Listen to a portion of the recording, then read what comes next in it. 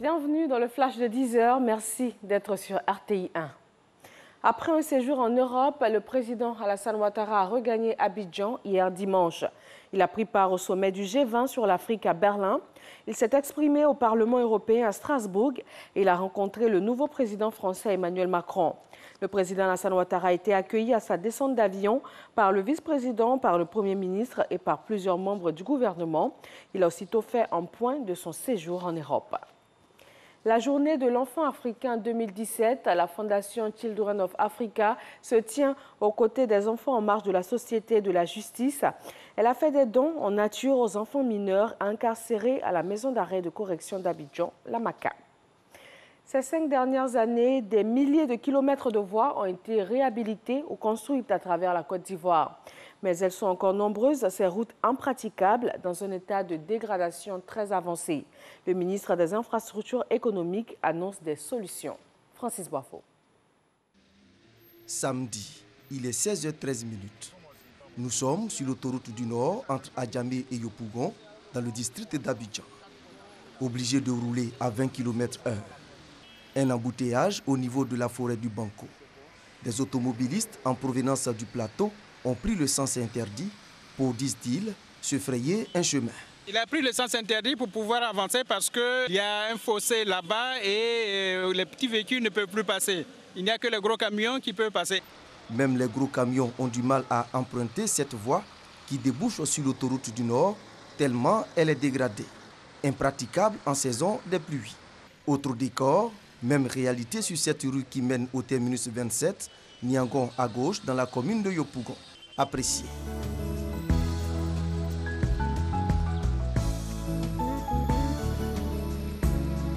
On fait plus d'une heure dans le bouchon d'ici là. Pour un transport qui ne fait même pas 1 kilomètre, on est fatigué. Regardez, nous les chauffeurs de Paka, on souffre. C'est difficile, on est fatigué, on souffre. Des mots pour exprimer le cri de cœur des usagers face à la dégradation avancée des voies. Ce qui est inadmissible pour certaines personnes, c'est souvent des situations similaires à celles qui nous a été données de constater au rond-point du carrefour Saint-Pierre et sur les voies annexes, toujours dans la commune de Yopougon. Ces voies, revêtues de bitume, ne sont pas encore livrées que déjà. On constate trop de dégâts sur la voie par rapport aux trous, aux crevasses par endroits. Vraiment, nous ne sommes pas contents. Dans la commune de Cocody, sur le boulevard de France redressé, c'est le même constat. Des nids de poules à certains endroits. Pourtant, l'ouvrage a été livré aux autorités ivoiriennes il y a à peine 9 mois. Lamine Grave, le ministre des Infrastructures économiques en visite sur ce trajet, long de 2,5 km, demande des explications à l'entreprise qui a exécuté les travaux. La qualité des matériaux qui ont été mis en œuvre, est-ce que ces matériaux étaient conformes? Nous allons regarder aussi la mise en œuvre, parce qu'il y a la qualité des matériaux, mais il y a aussi des problèmes de mise en œuvre. Il y a des problèmes dans certains points bas où l'eau stagne, mais il y a des points qui ne s'expliquent pas parce que c'est des points qui sont situés en hauteur. Et en hauteur, normalement, lorsque la chaussée est bien mise en œuvre, théoriquement, on ne devait pas avoir de problème. Mais tout ça, les investigations que nous sommes en train de faire vont nous permettre de nous situer rapidement. Des routes impraticables. On en trouve dans plusieurs communes du district d'Abidjan. On a demandé à nos collaborateurs de faire le point de l'ensemble des voies et ils nous ont transmis. Une évaluation est en train d'être faite. Assez rapidement, tout ça va être corrigé de sorte que les populations puissent circuler assez aisément dans Abidjan. Automobilistes et passagers sont donc obligés de prendre leur mal en patience. Pendant ce temps, les pluies qui s'abattent sur Abidjan creusent davantage les voies à réhabiliter. À Bamako, la capitale malienne, hier dimanche en fin d'après-midi, des hommes armés ont pris d'assaut un site particulièrement prisé des touristes occidentaux.